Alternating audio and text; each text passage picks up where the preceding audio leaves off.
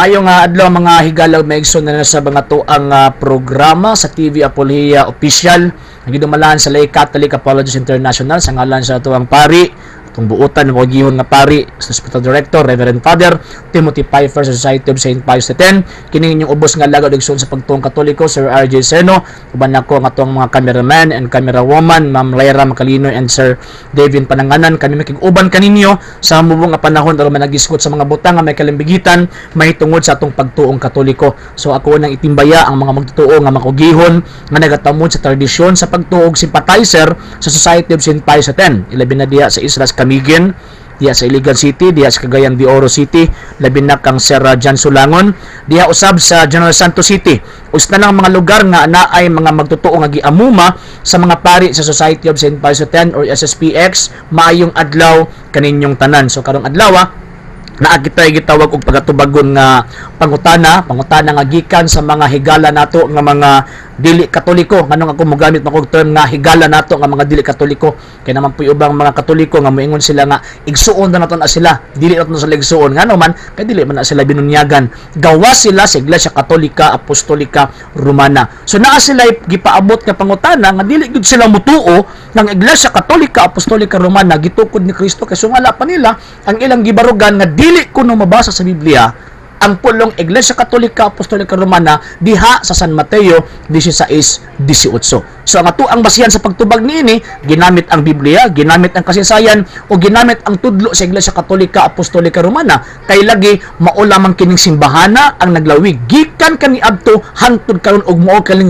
lamang kining simbahana ang makahatag og insaktong giya og insaktong pagpasabot mahitungod sa matuod nga pagtuo nga gitukod ni Ginoong Hesukristo. So diha sa Biblia makita nato nga ingon pa si Kristo sa iyang pagkatukod sa Mateo 16:18 nag-ingon, "To is Pietros et soperang Petram edificable ecclesiam meam et fortis en frenon prevalibunt adversus iam." Sa to pagpinulungan, sultihan ko ikaw Pedro, ibabaw nining bato, tukuron ko ang akong simbahan ug bisan gani ang kamatayon dili gayud makabuntog niini.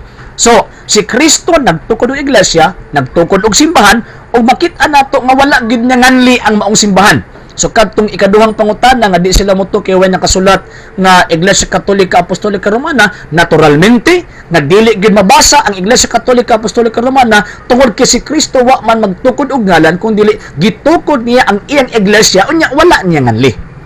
Kay wa man niya nganli, muhunong lang mata din na nga ato ang pagtuo nga kay wa man nganli diha ta kutob dili ngano man kay naay gitambag ang Biblia ug ilabi na ning ato ang basahon nga Bibliang Protestante kini. Biblia sa mga higala nga nato nga mga dili Katoliko. Naa sa Job chapter 8 verse 8 nagkanayon, read the history books.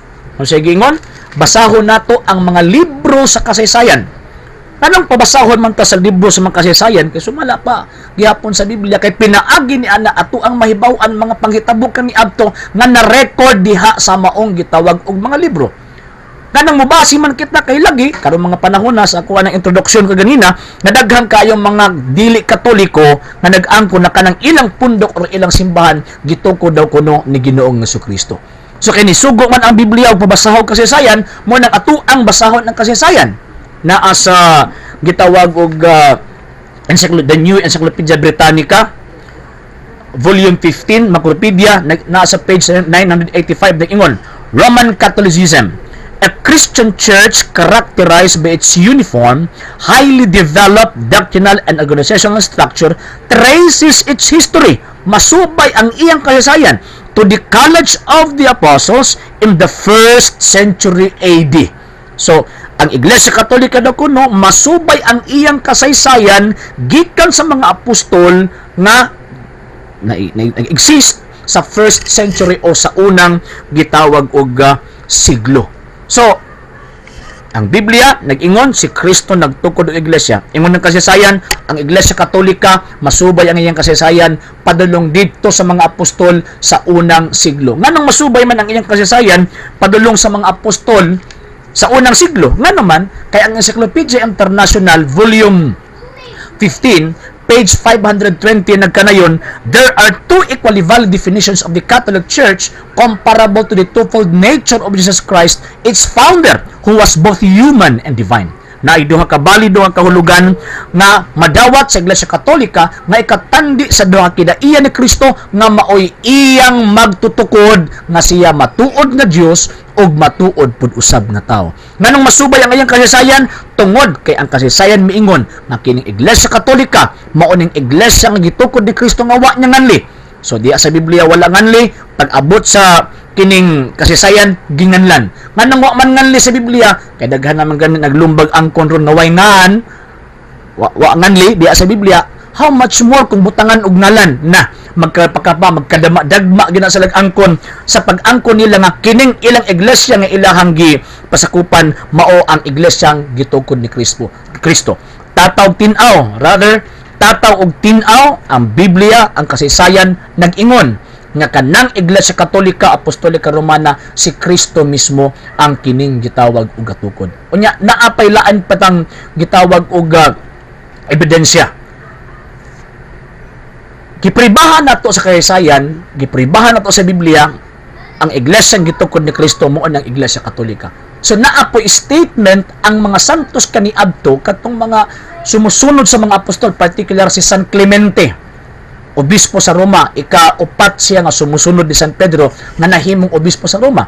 Ingon pa ni San Clemente, ang simbahan masubay ang iyang kasaysayan padulong sa mga apostol, gikan sa mga apostol padulong didto kang Kristo. So walay laing pundok nga makahisgot or tawag ana makasubay sa iyang kasaysayan gikan kaniadto hangtod karon walay lain ang Iglesia Katolika Apostolika Romana lamang. So mao na ang credo sa itong pagtuon nag-ingon diya si Niceno Constantinopolitan Creed nag-ingon et unam sanctam catholicam et apostolicam ecclesiam. Nagatuo kami sa usa santa katolika ug apostolikang simbahan nganuman kay maunang simbahan na ang gitukod ni Ginoong Jesucristo. So ato ang natubag ang duha ka pangutana ug sa sunod na pod nga higayon pohon ato na pong tagaan og lain pang pagtubag ang mga issues nga gipahatod nato ug kini paningkamutan nato nga mamahimong consistent na ato ang programa kay lagi daghaman nag-request nato nga mobalik kita